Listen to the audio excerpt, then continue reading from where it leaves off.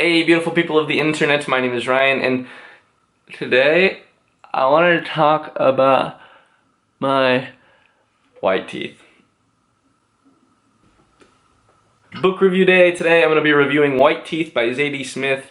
When I do that thing, are you guys just like sitting at home cringing?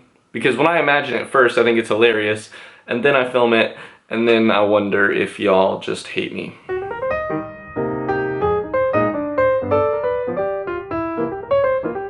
Disclaimer, I think maybe the best way to start thinking about white teeth is to imagine what you might do if you were sitting down to write your first novel. What would you do? You'd probably take a bestseller and then write your version of it. You'd plug your personal variables into an already existing equation and then run with it. No use in scrapping the entire equation and starting from scratch, right? White Teeth, and here's the honest to God truth, as simply as I can say it, is special because it is both ambitious and aware of its own foolish ambition. It scrapped the formula, or at least most of it. But more on that at the end of the video. Ooh, foreshadowing. This video, like the story of my infatuation with Cheez-It crackers, comes in 3 parts. The basics, the nitty-gritty about whether or not this book is good, and then, because I'm really good with words, the 3rd part. Also, as always, no spoilers. Also, if you like free books and giveaways, keep watching until the very end of the video. Okay, the basics. Zadie Smith, White Teeth, first novel, we've covered all of that stuff. What we haven't covered so far, Zadie Smith is English, born of Jamaican and English descent, and she studied at Cambridge. And it was actually at Cambridge during her senior year that she wrote the first part of White Teeth, and then publishers actually literally battled auction style over the rights to her first 2 books. All of which means a 22-year-old Zadie Smith got paid around $400,000 for a book she hadn't actually finished yet. To say that this book was an instant success 2.5 years later when it was published in the year 2000, yeah, that doesn't even begin to cover it. It's a 450-page book about 2 families, 3 or 4 different cultures, many generations, and what happens when all of those collide in London. As far as I can pin this down in just a few sentences, White Teeth covers 2 wartime friends, Archie Jones and Samad Iqbal,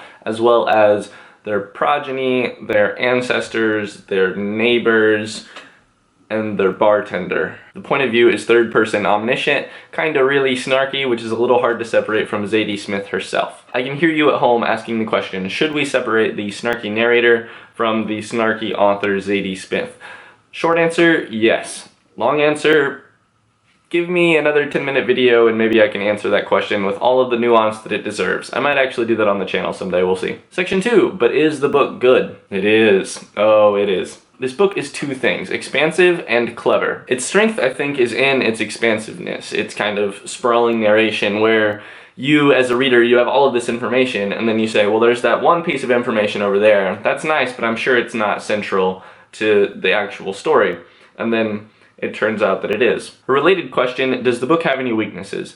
Yes. I read it, I had a certain reaction, and then I went to all of my friends who had read it and found out that they had the same reaction. I've had to think really long and hard about what it is that we all felt with this book, and I think it comes down to this. The cleverness starts on page 1. Clever in a way that'll make you think, make you laugh, make you trust the author, make you wish you'd written the book yourself. But the book's central goal, the thing that it's trying to do, does not start on page 1. It also doesn't start on page 10. I'm not actually sure where it starts. It's somewhere in the middle, but anyways, it takes a while to get moving. Overall, though, it's hilarious, it's clever on every page, it's emotional in all of the best ways. It also does really cool things with form that gets nerds like me really excited. And finally, I'm guilty of seeing this book in this light too, whether or not I'm trying to. It's an excellent first novel, the 3rd part. I already mentioned this just briefly in my last video, but Zadie Smith has a very interesting relationship with this book. She has very politely over the last 15 years since the book was published denounced the book as childish and immature. She calls herself at 22 a know-it-all and says that the older you get, the more you realize this thought you had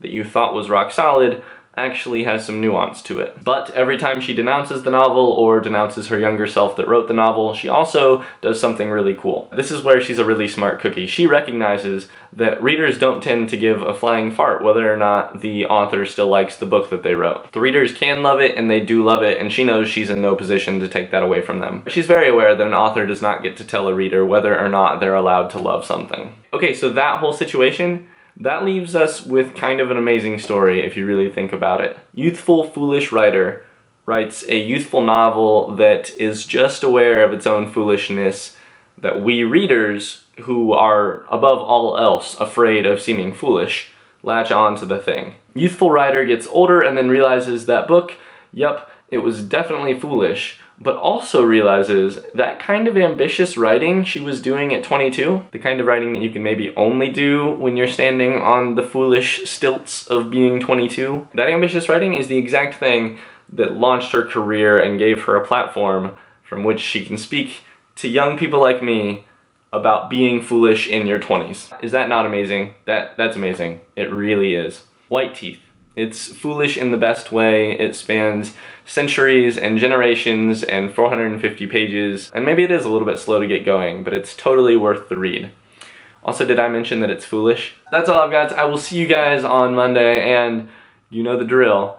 Best wishes. Hey, beautiful people of the internet, my name is Ryan, and the thing about being young is that usually it's awesome. You're in the prime of your life, you're the envy of everyone, or at least you think you are. But being young and also a writer is maybe not the most fun thing. This is a momentous occasion, our first giveaway here on the channel. I'm gonna ship one copy of White Teeth anywhere in the continental United States to one person who is both subscribed to my channel, there's a little button down below that can help you with that, and 2, comments below with their favorite book about being young and foolish. Subscribe to the channel, leave a comment about a book that is about being young and foolish, and then out of all of the contestants, I'll use a random generator thingy and I'll pick one person by next Monday. Also, you can get a second entry in the giveaway by commenting down below with the number of times that I have said the word foolish in this video, including that one right there, because wow. Okay, bye.